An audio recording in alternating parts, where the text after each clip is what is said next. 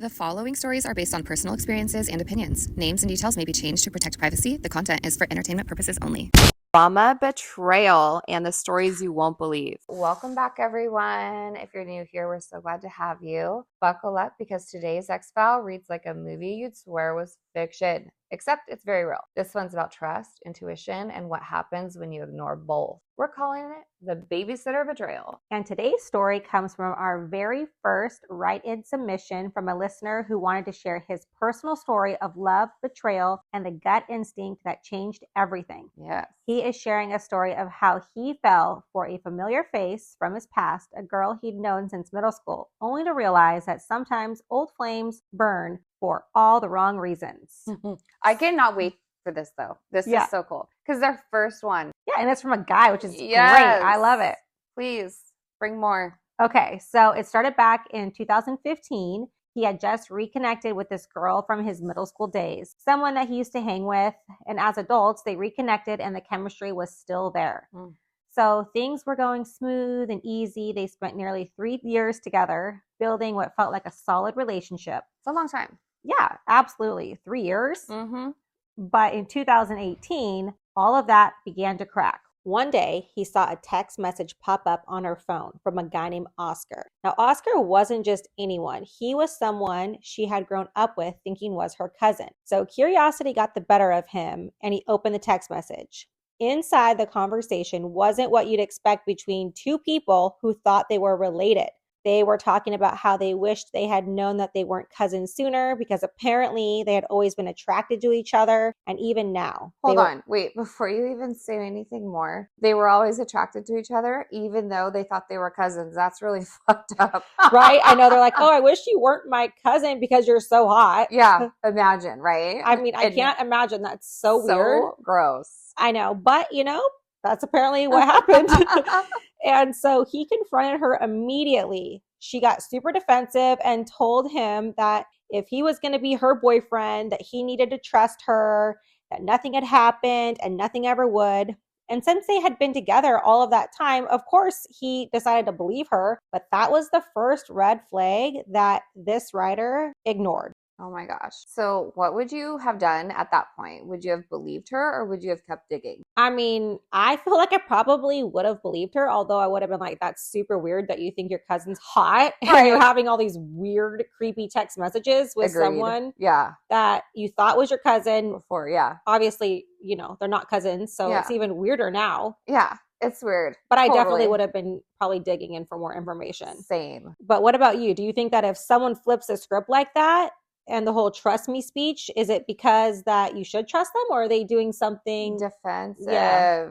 That's a total defense move. Like if I was asked a question, I'd be like, here, have my phone, have this. You can have all the rights to everything.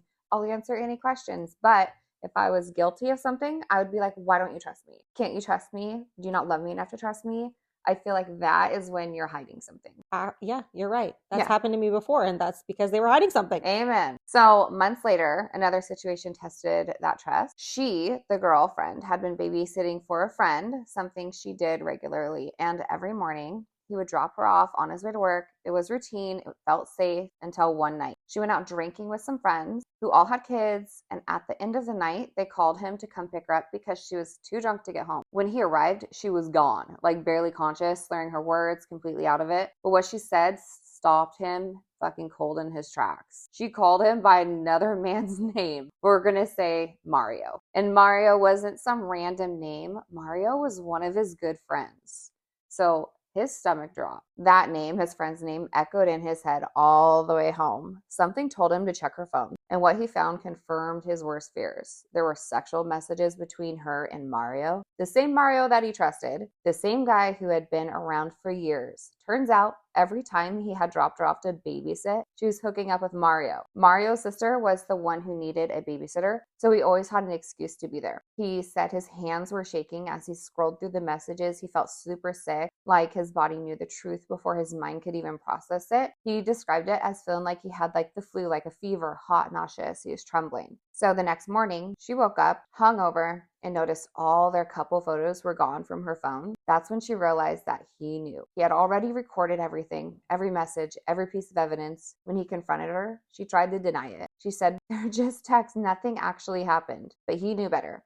They broke up that day. He burned every gift she had ever given him and blocked her completely, wiped her from his life. Still, years later, he says they share mutual friends, which is honestly unfortunate. And sometimes she comes up in conversation, but he says he's learned something from that experience, that ignoring your gut only delays the inevitable. That is absolutely insane. This whole cover up. What do you think is worse though, Christina? Is it the lying or the cheating?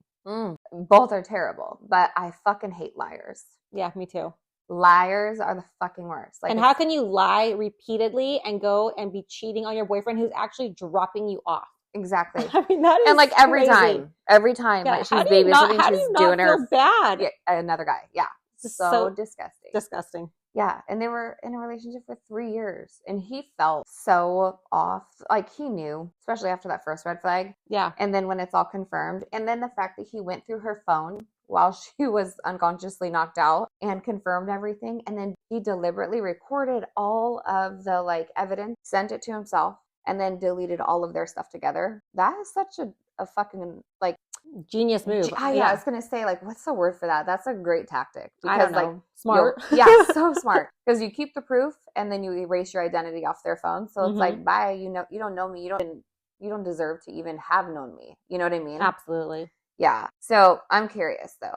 Do you think he would have ever found out if she hadn't gotten drunk that night? Because that's the kind of thing people hide for fucking years. Honestly, I'm pretty sure she would have kept this affair going on because it probably was easy for her. Yeah. So why would she not? Yeah. I mean, why would you come clean? Yeah. Why would you come clean about that? Yeah. And let's be honest, if your partner's job just suddenly involves babysitting at a friend's house where her cousin just happens to live, that's not childcare. That's a red flag. Yeah, exactly. And that's why we call this one the babysitter betrayal, because sometimes love doesn't just blind you, it chloroforms your common sense. So this story is such a raw example of how betrayal doesn't always come from strangers. Sometimes it comes from people who we trust most. The friend, the partner, the people we think would never do something like that. And it's also a reminder that when something feels off, it usually fucking is. Like actually every time. Right. Yeah. So trust your gut. Trust your gut. That's the like lesson learned every episode. That's the moral of every single episode. Yeah, let's get it all tattooed.